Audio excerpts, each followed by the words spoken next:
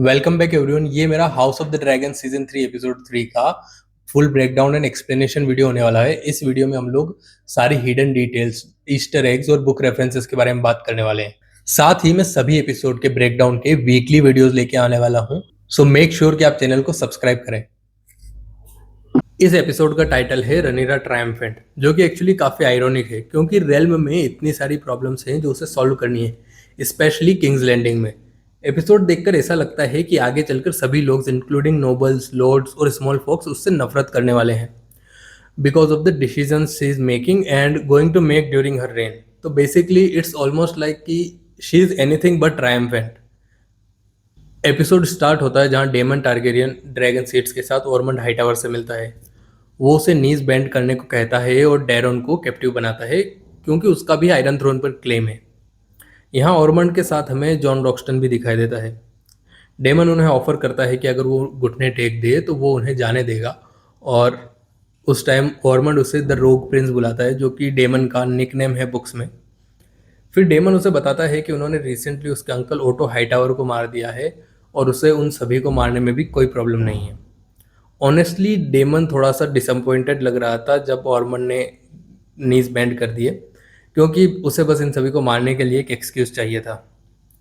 और वो अल्फ के पुराने कमेंट्स को भी पे ऑफ करता है जो उसने सोचे थे कि उसे एक कैसल मिलेगा, ये कहकर कि वो उसे लॉर्ड ऑफ ओल्ड टाउन बनाएगा। ऑर्मंड घुटने जरूर टेक देता है, पर ये एक झूठ होता है ताकि डेमन वहां से चला जाए। इस सीन में काफी इंटरेस्टिंग चीज मैंने नोटिस की कि तीनों कैरेक्टर्स के पास वलेरियन स्टील स्वॉर्ड होती है। डेमन की स्वॉर्ड डार्क सिस्टर से उन्होंने रिसेंटली ओटो को एग्जीक्यूट किया था। ऑर्मंड के पास विजिलेंस है जो कि हाउस हाई टावर की एंसेस्ट्रल स्वॉर्ड है। जॉन रॉक्सटन के पास भी अपनी वलेरियन स्टील स्वॉर्ड है जिसका नाम ऑर्फन मेकर है। फिर डेमन डेरोन को हॉस्टेज बनाकर ले जाता है। डेरोन विसेरिस और एलिसन का सबसे छोटा बेटा है और एलिसन ने सालों पहले उसे ओल्ड टाउन भेज दिया था ऑर्मंड के पास वार्ड बनकर रहने के लिए। यही रीज़न है कि किंग्स लैंडिंग में किसी को नहीं पता कि वो एक्चुअल में दिखता कैसा है, क्योंकि जब उन्होंने लास्ट उसे देखा था वो एक बेबी था। नेक्स्ट हमें इंट्रो सीन में रनीरा को साइरक्स के नीचे दिखाते हैं, जो आयरन थ्रोन लेने को रिप्रेजेंट करता है। डेमन और माइसेरिया भी उसके साइड में हैं, क्योंकि इस एपिसोड में जब वो नया स्मॉल काउंसिल बनाती है तो माइसेरिया उसकी मिस्ट्रेस ऑफ विस्पर्स बन जाती है। उनके साथ हमें बाकी ड्रैगन सीड्स भी दिखते हैं जो उनके मेन सपोर्टर्स हैं। उसके बाद हमें टेपेस्ट्री में आयरन थ्रोन के पास रेड दिखाया गया है। वो उस रेड बैंक्वेट का फोर शेडोइंग है जो वो बाद में नोबेल्स के लिए थ्रो करती है और उनका एक्स्ट्रा खाना लेकर आम लोगों में बांट देती है। इसकी वजह से वो सिटी के नोबल्स को अपना दुश्मन बना लेती है, और जो लॉन्ग टर्म में उसके लिए बहुत बुरा साबित होने वाला है। एंड एज ए क्वीन ये उसकी टेन्योर का एक बड़ा थीम होगा, और सोशल स्पेक्ट्रम के हर पार्ट से लोग उसे हेट करने वाले हैं, और सभी के पास कहीं ना कहीं अपने रीजन होंगे उसे डिसलाइक करने के लिए। मेरा ये मानना है कि नोबल्स और हाईबॉर्न लोगों को गुस्सा दिलाने के बाद हाई चांसेस हैं कि जो फ्यूचर में जो किंग्स लैंडिंग में रॉयट्स होंगे उनके पीछे यही लोग होंगे। उसके बाद टेपेस्ट्री में हमें स्मॉल फोक्स के आसपास रेड ब्लड दिखाई देता है, जो इम्प्लाई करता है कि इस सीजन में बुरी चीज़ें होने वाली हैं और स्मॉल फोक्स भी आगे चलकर उसे हेट करने वाले हैं। जब टेपेस्ट्री फटती है तो ये डांस ऑफ द ड्रैगन का रेफरेंस है, जिसकी वजह से पूरा रेल्म टूट कर बिखर रहा है। ये पूरा एपिसोड हमने रनीरा के पॉइंट ऑफ व्यू से देखने को मिलता है, और ओपनिंग सीन स्टार्ट होता है रनीरा और डेमन की कॉन्वर्सेशन से। रनीरा एक डायलॉग बोलती है और कहती है, the air being thick with ghosts. ये उसके डेड चिल्ड्रन, खासकर जेस, जिसे वो लिटरली हेल्यूसिनेट करती है, और बाकी डेड लोगों का रेफरेंस है, जैसे कि उसके फादर, उसकी मदर और ओटो हाईटावर, जैसे उसने खुद रिसेंटली मारा है। नेक्स्ट सीन में हम देखते हैं कि कैमरा उसके चेहरे पर पैन इन करता है और आपको एक लो रम्बलिंग साउंड सुनाई देता है और बाकी ऑडियो ड्रेन आउट हो जाता है।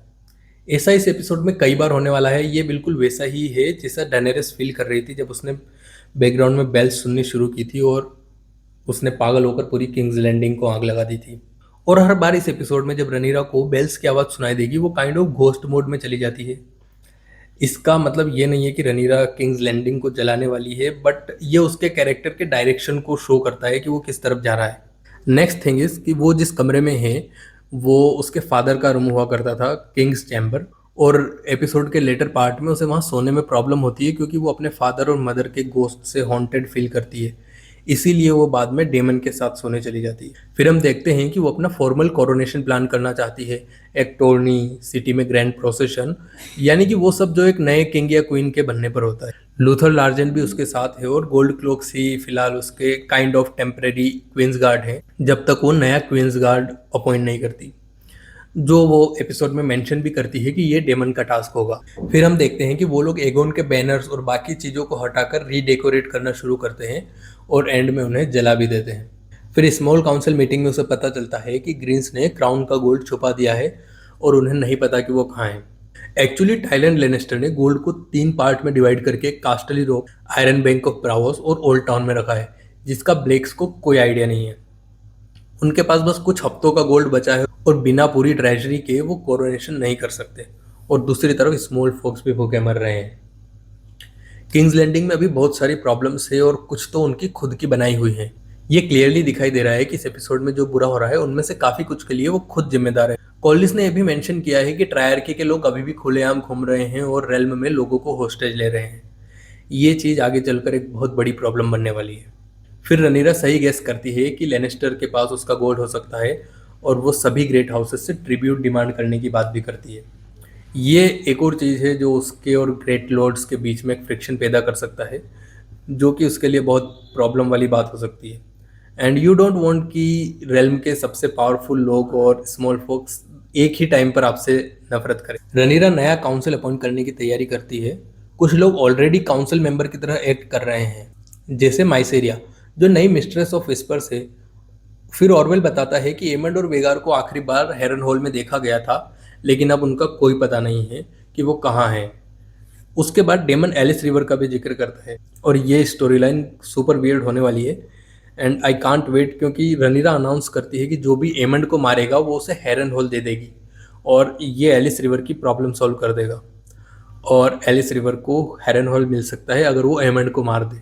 फिर रनीरा सबको याद दिलाती है कि उसे शिप स्टीलर और उसका राइडर भी चाहिए, जो कि रीना की स्टोरी लाइन को आगे जाकर सेट कर रहा है। उसके बाद वो ऑलमोस्ट एक चूहे पर पैर रख देती है। फिर ऑरवेल सारे रेड कैचर्स की किलिंग का मेंशन करता है जो ब्लड एंड चीज इवेंट के बाद एगोन ने की थी, जिसका रिस्पॉन्सिबल डेमन था। ये ब्लैक्स का अपनी प्रॉब्लम खुद क्रिएट करने का एक और एग्जाम्पल है। इसके बाद एपिसोड्स में हमें रेट्स के कई सीन देखने को मिलते हैं। फिर रनीरा एलिसेंट और हेलिना से मिलने जाती है और पूछती है कि गोल्ड कहाँ है, लेकिन एलिसेंट को एक्चुअल में नहीं पता है कि गोल्ड कहाँ है। लेकिन वो उस स्मॉल काउंसिल मीटिंग का पार्ट थी जहां टाइलन लेनेस्टर ने गोल्ड को 3 पार्ट में डिवाइड करने की बात कही थी। तो अकॉर्डिंग टू मी एलिसेंट शायद मेंटली एब्सेंट है और उस बात को भूल गई है, क्योंकि मुझे नहीं लगता कि वो रनीरा को धोखा देने की कोशिश कर रही है। इस सीन को देखकर यह भी लगता है कि रनीरा डेस्परेटली नई क्वीन के रूप में एलिसेंट का अप्रूवल चाहती है। वो चाहती है कि एलिसेंट उससे कहे कि वो एक अमेजिंग क्वीन है और रेल्म उसके हाथों में बिल्कुल सेफ है, जो एलिसेंट बिल्कुल नहीं करने वाली। फिर उनके बीच कुछ डायलॉग एक्सचेंज होते हैं जो याद दिलाता है कि एगोन अभी भी जिंदा है और लैरिस स्ट्रोंग के साथ भाग रहा है। उन्हें लगता है कि सनफायर मर चुका है, पर मुझे नहीं लगता कि सनफायर मरा है। और वहाँ भी हमें रनीरा को थोड़ा स्पाइरल होने वाला एक और सीन मिलता है जहाँ वो घोस्ट बोर्ड में चली जाती है और उसके दिमाग में वो आवाज़ें फिर से रंबल करने लगती है। वो बताती है कि हेलिना और एलिसेंट अब रेड कीप के प्रिजनर्स हैं और कैसल में कन्फाइंड है और सिर्फ गॉड्सवुड्स जैसी कुछ ही जगह पर जा सकते हैं और उन्हें हेलिना की बेटी जहेरा को भी दिन में थोड़ी देर ही मिलने की परमिशन है। नेक्स्ट सीन में वो लूथर लार्जेंट को उसके बेटे जॉफरी को वेल से लाने के लिए बोलती है, क्योंकि अब वही उसका हेir है।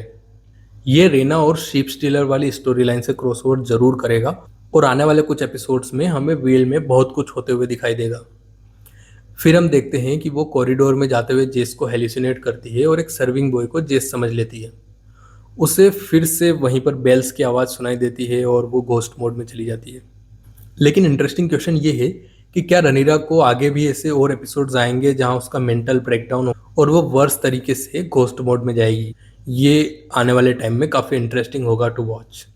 उसके बाद वो थ्रोन रूम में हाई सेप्टन से मिलती है, जो क्लियरली उसे लाइक नहीं करता। वो पूरी कॉन्वर्सेशन में यही बताता है कि ड्रैगन्स इविल और तबाही मचाने वाले क्रीचर्स हैं, लेकिन हाई सेप्टन को उसे पब्लिकली एनोइट ना करने का रीज़न ये है कि उन्होंने एगोन की बॉडी नहीं देखी है। और जब हाई सेप्टन कहता है कि फेथ को अपना दुश्मन मत बनाओ, तो ये मेगोर द क्रूल का रेफरेंस है, क्योंकि मेगोर फेथ का बहुत बड़ा दुश्मन था। A Knight of the Seven Kingdom से पहले लास्ट जो ट्रायल ऑफ सेवन हुआ था वो फेथ और मेगोर के बीच हुआ था, जब मेगोर ने उन सभी को हरा दिया था और उस टाइम के जो ग्रेट सेप्ट था उसे तोड़कर वहां पर ड्रैगन पिट बनवाया था। इसका एक रेफरेंस और ये भी है कि आने वाले टाइम में बुक्स के अकॉर्डिंग रनीरा को एक नया निकनेम मिलने वाला है, but I won't spoil it for you now. अगले सीन में हम उसे कॉलिस और उसके बेटों के साथ डिनर करते हुए देखते हैं, जो काफ़ी अनकंफर्टेबल होता है। कॉलिस अपने बेटों को लेजिटिमाइज करके अपना हेयर बनाने का प्लान बताता है, जिसके लिए रनीरा बिल्कुल भी तैयार नहीं है, क्योंकि उसका बेटा जॉफरी खुद बास्टर्ड है और पूरी कॉन्वर्सेशन में वो बास्टर्ड वर्ड के जिक्र से बचने की पूरी कोशिश कर रही है। और यहाँ भी वो घोस्ट मोड में जाती है। मैंने ये नोटिस किया है कि ऐसा उसके साथ हर मेजर कॉन्वर्सेशन में होता है, जब भी उसके सामने कुछ भी डिफिकल्ट चीज़ आती है। नेक्स्ट सीन में वो बेला के पास से गुजरती है और ऐसा लगता है कि वो जेस की डेथ की वजह से अभी भी बेला से गुस्सा है। वो उसे पूरी तरह से ब्लेम नहीं करती, बट स्टिल वो उससे नाराज है कि you had a part in it. Next scene में हम देखते हैं कि वो अपने चैम्बर्स में सो नहीं पा रही है और फिर वो डेमन के पास जाती है और उससे नज़ल अप होती है, क्योंकि वो अपने फादर के बेड से डरी हुई है और डेमन के पास होने से वो काफ़ी कंफर्टेबल महसूस करती है और अपने आप को सेफ फील कराती है। लेकिन नियर फ्यूचर में शीप स्टीलर वाली स्टोरी लाइन इन दोनों के बीच एक बड़ा इशू बनेगी। रनीरा को शीप स्टीलर और उसके राइडर का सर चाहिए और डेमन को ये बिल्कुल पसंद नहीं आएगा कि रनीरा उसकी बेटी को मारना चाहती है। ऐसा लग रहा है कि शो मेकर्स रनीरा को ही नेटल्स की स्टोरी लाइन का मॉडिफाइड वर्जन दे रहे हैं। नेक्स्ट सीन में हमें रनीरा अपना क्राउन पहनकर आयरन थ्रोन पर बैठने के लिए तैयार होते दिखाई दे रही है, और उसी टाइम उसकी हैंडमेडन उसे कहती है कि स्वॉर्ड को आयरन थ्रोन पर ले जाना स्मॉल फोक्स के लिए एक गलत सिग्नल हो सकता है। अगर आपको याद नहीं तो ये जेस की स्वॉर्ड है जिसे वो पिछले एपिसोड से अपने साथ रख रही है। और तभी हमें देखने को मिलता है कि रनीरा के पीरियड्स स्टार्ट हो जाते हैं। मुझे लगता है कि ऐसा इसलिए किया ताकि बुक्स की स्टोरी लाइन को जस्टिफाई कर सके, जिसमें लोग सोचते हैं कि आयरन थ्रोन ने रनीरा को रिजेक्ट कर दिया क्योंकि थ्रोन पर ब्लड के स्टेन्स मिले हैं। पर शो में वो लोग ये इम्प्लाई कर रहे हैं कि वो खून उसके पीरियड का था, ना कि कट्स से। और इस एपिसोड में जब रनीरा थ्रोन पर बैठती है तो वो उस थ्रोन की सोर्ड्स को पकड़ती भी है, पर हमने एक्चुअल में थ्रोन को उसे कट करते हुए नहीं देखा, जैसे हमने सीजन 1 में विसेरिस को देखा था। यूजुअली जब कोई आयरन थ्रोन पर बैठता है और उसे कट लगता है तो इसे बैड ओमन माना जाता है। इसका मतलब ये है कि थ्रोन ने उसे रिजेक्ट कर दिया है and he is not a वर्दी रूलर। थ्रोन रूम में लोग जो उसे अपनी प्रॉब्लम शेयर कर रहे हैं, उनकी मेन प्रॉब्लम खाने और रिसोर्सेज की कमी होती है, और ये प्रॉब्लम्स रनीरा ने खुद क्रिएट करी है। वो स्मॉल फॉक्स के लिए किंग्सवुड को हंटिंग के लिए ओपन करने की कोशिश करती है, पर हाईबोर्न लोग इसे काइंड ऑफ पाप मानते हैं, बट स्टिल वो छोटे जानवरों को हंट करने की परमिशन देती है ताकि शॉर्ट टर्म के लिए प्रॉब्लम सॉल्व हो सके। फिर हमें एमंड की ब्रोथल वाली फ्रेंड सिल्वी देखने को मिलती है, जो बताती है कि सिटी के अमीर लोग खाना जमा कर रहे हैं, और सेम टाइम हमें आयरन थ्रोन के नीचे एक रेड दिखाई देता है, और शायद इसी से रनीरा के दिमाग में नोबल्स को रेड्स सर्व करने का आइडिया आता है। Next day small council meeting में ऐसा लगता है कि डेमन नोबल्स पर इजी रहना चाहता है, प्रोबेबली क्योंकि वो उन्हें नाराज नहीं करना चाहता। और ये सब चलते वक्त रनीरा फिर से घोस्ट मोड में चली जाती है। एक बार फिर एपिसोड में सनफायर का मेंशन होता है। इस एपिसोड में सनफायर का कई बार मेंशन हो रहा है and most probably they think कि ही इज डेड, पर मुझे नहीं लगता कि सनफायर की स्टोरी अभी एंड हुई है। फिर नेक्स्ट सीन में वो ड्रैगन सीड से मिलते हैं और उन्हें नाइट बनाते हैं, और उसी टाइम वो अल्फ की इंसल्ट भी करती है जब वो खुद को टारगेरियन स्टाइल देने को कहता है। ये दिखाता है कि वो अल्फ को कितना डिसलाइक करते हैं और अल्फ को भी उनसे हेट करने के नए नए रीजंस दे रहे हैं। फाइनली ड्रैगन सीड्स को उनके बुक के नाम मिलते हैं, अल्फ द वाइट, ह्यू हैमर और एडम ऑफ हल। यहीं से कॉलिस और रनीरा के बीच एक कॉन्फ्लिक्ट सेटअप होता है, क्योंकि वो एडम और एलन को वैलेरियन नाम यूज नहीं करने दे रहे। कुछ देर बाद ह्यू हैमर रनीरा के पास अपने पेमेंट के बारे में पूछने जाता है और बताता है कि उसकी वाइफ टम्बलटन गई है। और एपिसोड के एंड में हमें पता चलता है कि ऑर्मंड और ग्रीन्स ने टम्बलटन पर कब्जा करके उन्हें हॉस्टेज बना लिया है। ये बहुत बुरा है क्योंकि अब ग्रीन्स के पास ड्रैगन सीड्स के खिलाफ लेवरेज है, खासकर ह्यू के लिए, और ये चीज़ आगे चलकर ह्यू के बिट्रेयल का रीज़न भी बन सकती है। अब ये देखना काफ़ी इंपॉर्टेंट होगा कि शो रनर इसे कैसे अनफोल्ड करते हैं। फिर रनीरा ह्यू को विसिनिया हिल पे घर देने को कहती है। उसके बाद हमें एलिसेंट और रनीरा की एक क्विक मीटिंग मिलती है, जहां एलिसेंट रनीरा से माफ़ी मांगती है और ऑटो हाई टावर के रिमेन्स को ओल्ड टाउन भेजने को कहती है ताकि वो उसे उसकी पत्नी के साथ दफना सके। उसके बाद वो एलिसेंट से पूछती है कि जब विसेरिस बीमार था तब उसने रेल्म को कैसे मैनेज किया था। एलिसेंट रनीरा को बताती है कि ये एक डिफ़िकल्ट रास्ता है, उसे आगे चलकर कई बहुत मुश्किल डिसीजंस लेने पड़ेंगे जो लोगों में उसे अनपॉपुलर बनाएंगे, और उसे वो करना होगा क्योंकि वही सही है। रनीरा डिनाई करती है कि वो कोई मॉन्स्टर या ऐसे टेरेबल इंसान नहीं बनने वाली जिसे सब हेट करेंगे। एलिसेंट फिर उसे कहती है कि वो अपने फादर का एग्जाम्पल एक ग्रेट किंग की तरह दे रही है, जबकि विसेरिस एक पीस टाइम किंग था और लोग उसे स्ट्रॉन्ग किंग बिल्कुल नहीं मानते। ऐसा सच भी है क्योंकि विसेरिस ने कोई मेजर काम नहीं किया। नेक्स्ट हम नोबल्स के साथ डिनर में होते हैं एंड आई रियली लाइक जब मेकर्स बेल साउंड का यूज करके रेड बैंक्वेट में ट्रांजिशन करते हैं। फिर वहां रिवील होता है कि रनीरा उन्हें रेड सर्व कर रही है और सेम टाइम गोल्ड क्लोक्स उनके फूड स्टोर्स रेड कर रहे हैं। फिर वो थॉरेन मैंडरली से टकराती है और वो रनीरा के बोल्ड मुंह से काफ़ी इम्प्रेस्ड लगता है और मुझे लगता है कि वो नया मास्टर ऑफ कॉइन भी बन सकता है एंड लुक्स लाइक कि वो उसकी हेल्प भी करना चाहता है। पर वो ये भी पॉइंट आउट करता है कि रनीरा जिन प्रॉब्लम को सॉल्व कर रही है उनकी जिम्मेदार वो खुद है। फॉर एग्जाम्पल ब्लॉकेड जो उसने क्रिएट किया। इसके बाद हमें डेमन और रनीरा साथ देखने को मिलते हैं और वो नोबल्स को वहां से जाते हुए देखते हैं और डेमन अभी भी नोबल्स के लिए थोड़ा सॉफ्ट लगता है और कहता है कि ये सिर्फ एक टेम्परेरी सॉल्यूशन है। फिर रनीरा उसे वेल जाकर जॉन एरन से ट्रिब्यूट लाने को कहती है। उसके बाद उन दोनों का हाई वलेरियन में एक अमेजिंग कॉन्वर्सेशन होता है जिसमें डेमन ड्रैगन के साथ पूरी दुनिया को जीतने का प्लान बताता है। पहले वो रेल में पीस स्टेब्लिश करने की बात करते हैं, फिर ईस्ट में कब्जा करने की बात करते हैं, यहाँ तक कि वो ईटी तक जाने की बात करता है। काफ़ी टाइम बाद हमें स्क्रीन पर ईटी का जिक्र मिला है। Last I believe was in season 7 of game of thrones. फिर वो एक ऐसी सिटी की बात करता है जहाँ आदमियों के विंग्स होते हैं। रनीरा भी कहती है कि मैं हमेशा वहाँ जाना चाहती थी। फिर डेमन कहता है कि वो गॉड्स हैं और डेमन का ये डिक्लेयर करना कि वो गॉड्स हैं और उन्हें ड्रैगन से पूरी दुनिया जीतनी चाहिए, ये फुल ऑन डेनेरिस की वाइब्स देता है जब वो सीजन 8 में जॉन से बात कर रही होती है। उसके बाद डेमन ये भी कहता है कि उनके बच्चे इस पूरे एम्पायर पर हमेशा राज करेंगे। ये उनके दो बेटे एगोन और विसेरिस का रेफरेंस है। जस्ट रिमाइंडर कि वो अभी भी शो का पार्ट है। बुक्स में वो बैटल ऑफ द गैलेट का पार्ट थे पर उन्होंने शो में इसे थोड़ा सा चेंज कर दिया है। फिर रनीरा डेमन को बताती है कि उसके फादर ने उसे बताया था कि ह्यूमंस को ड्रैगन से कभी छेड़छाड़ नहीं करनी चाहिए थी। और फिर रनीरा उसको डूम ऑफ वेलेरिया की भी याद दिलाती है कि वो भी पूरी दुनिया जीतना चाहते थे और उनका अंजाम सभी को पता है।